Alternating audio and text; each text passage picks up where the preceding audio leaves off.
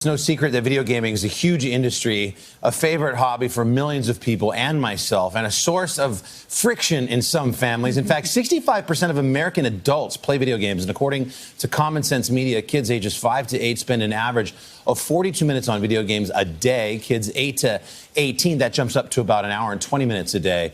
But when does it become dangerous? That is the key question. This spring, the World Health Organization recognized a condition known as gaming disorder, putting it in the same category as disorders due to substance use or addictive behavior. So how do you know if someone you love is just having fun or is really having a problem? Argie Allen-Wilson is a relationship therapist and here to help us out with all of this. Argie, great to see you. Good morning, guys. So let's just start off by defining our terms here. When do you know if someone's having fun or actually having a real problem? And this is something that's an actual definition by the World Health Organization. Yeah. So if you are impaired in terms of your control, when you just can't stop, if you're prioritizing gaming over any other activity, bathing, going to work, sleeping, eating, those kinds of things. And if you continue to do it and it becomes escalated despite the consequences, so you lose your job, your relationships, things like that, that's a problem.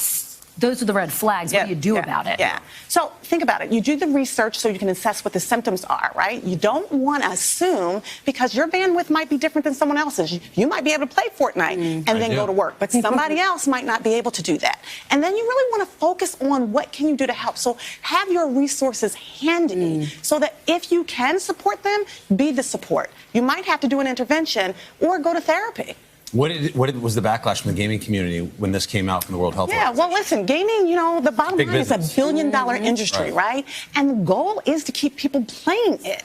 But you don't want people to play it so much so that they can't do anything else. So that's the problem. That's the rub. Because it's $1 billion industry, they want people to keep doing it. Right. We don't want people to do it in the expense of something else, like going to work. Well, we're, of course, in the middle of the summer here, and Carson doesn't do it yet at the expense of going to work. No, I do it on the way to work on my iPad. I play Fortnite. There you go. So you enjoy it. And you'd have to think during the summertime, especially, kids have a lot more time to play games. Should you let them indulge in a little bit more game time during the summer this summer, after all? That's a good question, and I would say absolutely not. Absolutely not. I would say stay with your regimen, stay with the limitations, because you don't know when you're going down that slippery slope until you're there, right? And so if you give them a little leeway, now it's time to get back to basics and go to school, and they're saying, no, I don't want to bathe, I don't want to study, I don't want to do any of those. That's a problem, but you don't know that if you're giving them the activity. I think some parents think it's now normal to just in the summer, especially if they don't have any activities, to let them sit upstairs in the game room, and they'll play for 4 or 5 hours.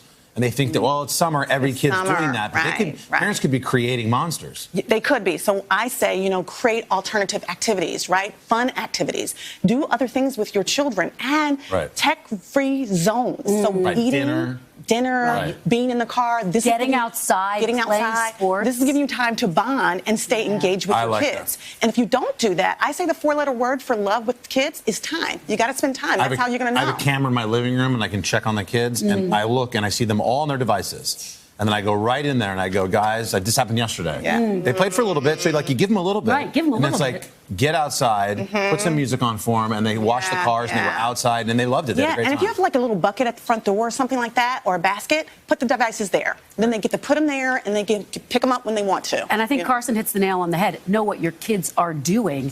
And, of course, adults sometimes struggle with this as well. So important to keep track of that. All right. Thank you so much, Argie. Great information.